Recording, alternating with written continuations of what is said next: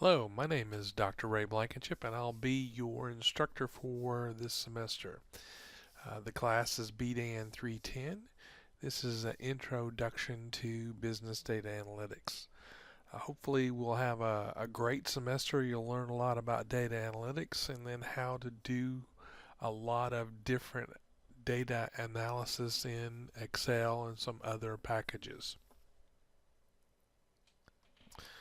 So what I want to do here is just go over the syllabus a little bit and let you know what we're doing, see if you have any questions. If you have questions, please use the discussion boards in order to ask those, because chances are you're not the only one that has questions. So there should be, or there will be, a discussion board for questions about the syllabus.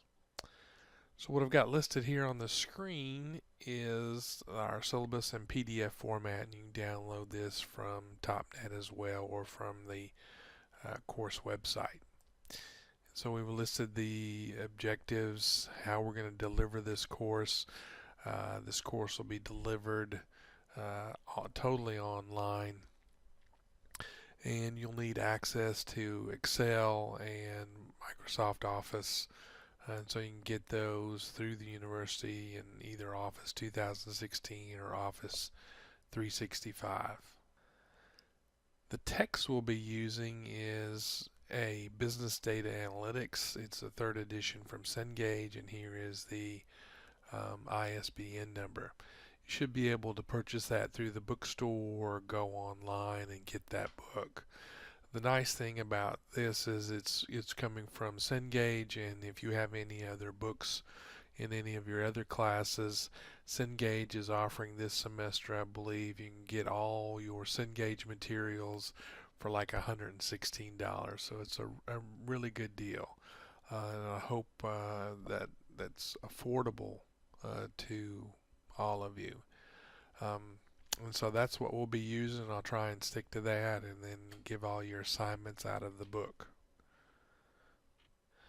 So some specific things that you'll need access to is a high-speed internet. And so those of you that aren't on campus or can't get to campus, make sure you have a good internet connection.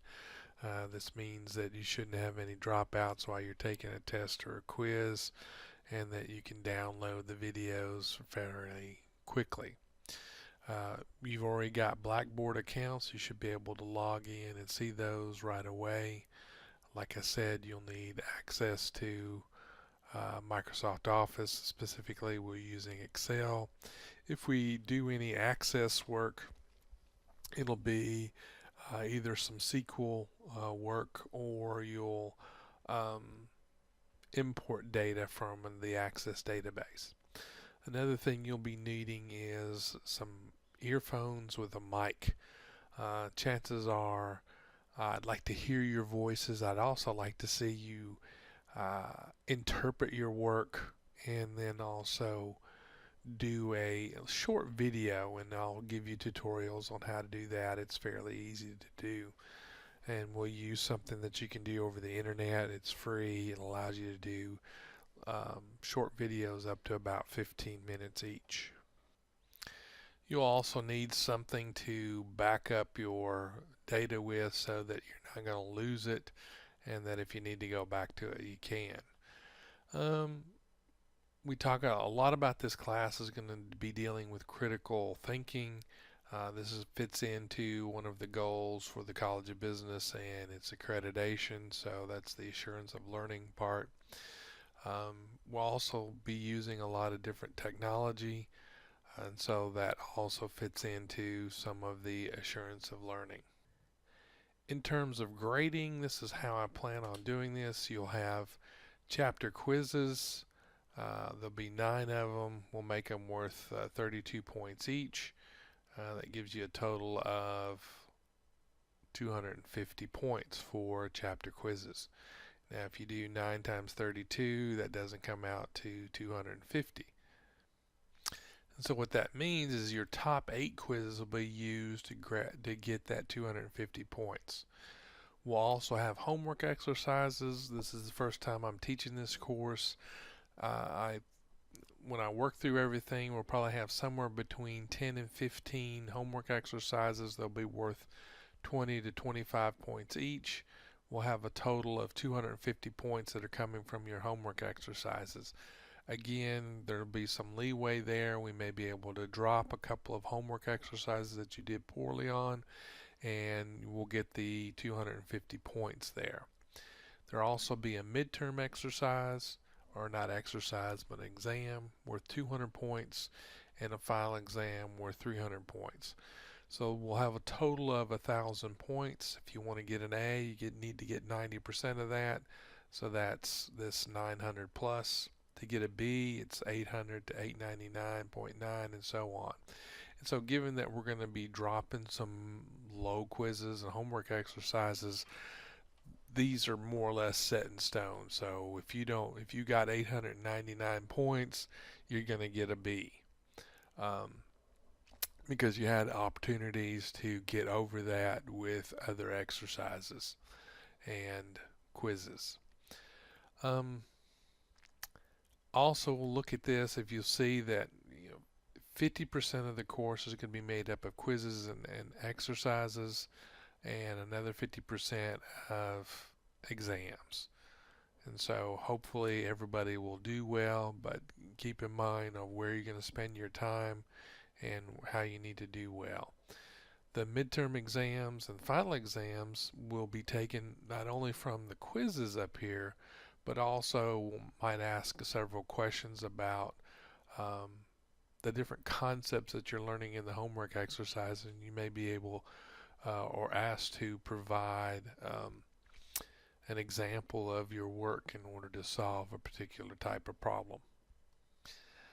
Another note on the homework exercises is that some of the chapters are a little lengthy, have a lot of different material in there, and so we may take 1 or 2 weeks to cover those, sometimes maybe even longer, and you'll have multiple homework assignments out of that, but probably only 1 quiz or 2 quizzes out of those chapters. Probably never more than 3 quizzes out of the chapter.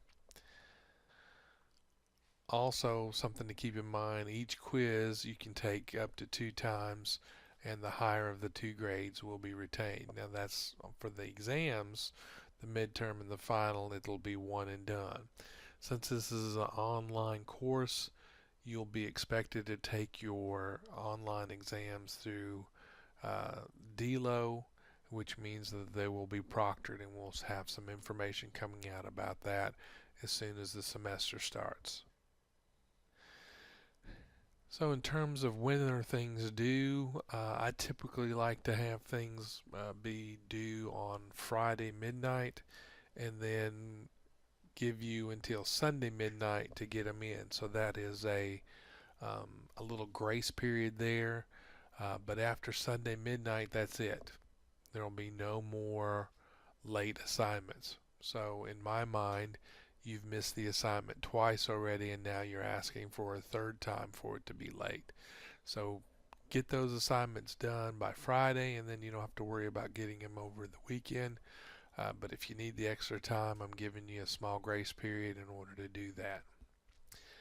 I do expect that you will do your work on your own.